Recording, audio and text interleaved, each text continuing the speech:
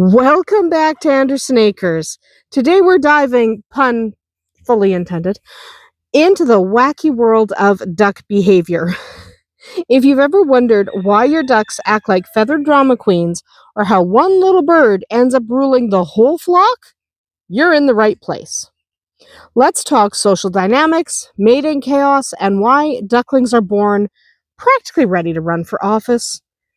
They're bizarre. Ducks, like wolves, bison, and your dear aunt's knitting circle, are extremely social creatures. You'll almost always see them in a group, feeding together, waddling around like a little army, or migrating in those famous flying Vs if we're talking wild ducks. The only time you'll spot a duck on her own is usually when she's incubating her eggs. And even then, you can bet she's got opinions, strong opinions, about being left out while she does her motherly duty. But there's a catch. While flocks are great for teamwork, they also come with a few downsides. Ducks in large groups are more likely to spread disease because apparently ducks don't understand social distancing. And they can easily strip a food source bare, and they can do it fast. And let's talk the noise. A flock of quacking, fluttering ducks is basically a beacon to predators. It's like saying, "Hey, coyotes, the buffet is open." So, a flock of ducks is not without its share of problems. But there's a benefit too. Ducks in a group don't have to be on constant lookout duty. They can spend more time foraging and less time worrying. If something does go wrong, all the chaotic flapping can be confusing enough to let the whole flock escape unscathed, if you're lucky. Or rather, if they're lucky. It's kind of like their version of throwing glitter and running. Effective, and a little messy. And just like chickens, ducks establish a pecking order. There's always one duck at the top, the supreme quacker, if you will, and one sad soul at the bottom. Usually, there's lots of squabbling and squawking and the occasional splash fight while they find their place in the flock. During mating season, wild ducks form monogamous pairs with elaborate courtship rituals. We're talking dancing and feather displays and enough drama to have a whole soap opera. But domestic ducks, forget romance. Most domesticated drakes have had the pair bonding instinct bred out of them. So instead of carefully wooing a single lady duck, your drake is likely out there speed dating, if we could call it that. Speed dating is probably the nice way to put it. So expect dear old Donald. Well, we're not judging him, but sometimes he should tone it down. So here's where ducks really show off. Their babies are born ready to face the world. Okay? Within a day of hatching, these downy ducklings are up on their feet and ready to face whatever comes their way. They don't wait around for mom to bring them snacks. They head out and start foraging immediately. Compared to birds like robins, whose babies hatch bald, blind, and basically helpless, well, ducklings are like, thanks for the shell, but peace out, I've got things to do. This is a huge advantage in the wild and on your farm. Since ducklings are so independent, you don't have to helicopter parent them. Okay? You do not have to. Some of us will do it anyway, but they're pretty independent things. Mother ducks do still bond with their babies, and they'll protect them fiercely for about a month. But they're not as hardcore as geese, and they're not as on the ball as chickens. They're not the best mothers in the world because they don't have to be. Don't expect full-blown mama bear behavior unless something really happens in the barnyard. Generally, mama ducks are pretty laid back, and they kind of just let things fall where they may. Now, that can be a bad thing if you have predators, a lot of predators. They're going to lose most of their ducklings because they're not the most attentive of mamas. They're good mamas, sort of.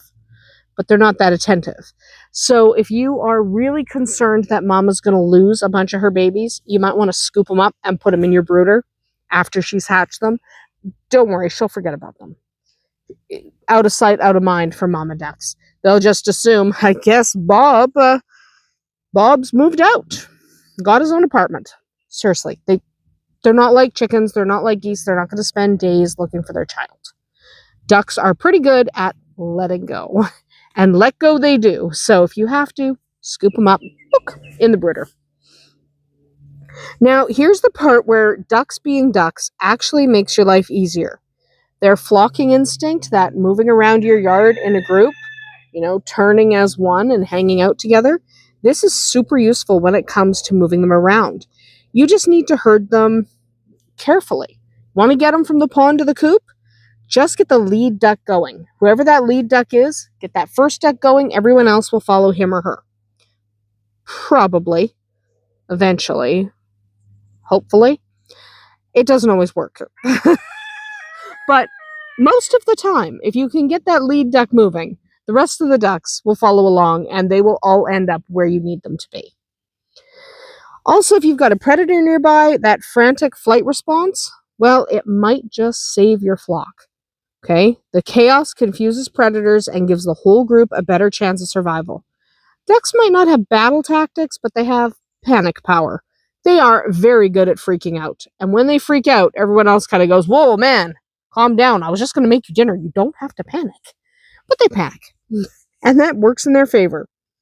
And remember, because ducks forage together, you get more natural pest control across your yard. Just don't expect them to be the most gentle of gardeners. If they get into your flower patch, well, even if they are doing their very best to be gentle and careful, they're going to squish the plants. And they probably won't even care. They're ducks, man. They're ducks. So, there's a few weird duck behaviors that you might have seen on your farm if you have ducks, or you will eventually see on your farm. You always have that one duck who must bathe in the water bowl even though there's a pond or a pool right there. They want to bathe in that water bowl anyway. Then you're going to have ducks playing musical nesting places. Notice I say places, not boxes. Ducks are way more likely to find a random spot that they designate as the nest spot. And it's not going to be where you want them to go. And you're just going to have to deal with it. We have ones under the barn. Do we have nice nesting spaces? Yes. Did they use them? No. They definitely did not. You're always going to have that one male who thinks he's a goat or a turkey and he doesn't quite understand that he's a duck and he needs to act like a duck. He's going to walk around acting like a goat. Once you see it, you'll know what I mean. You're also going to find out what happens when you don't bring the snacks on time.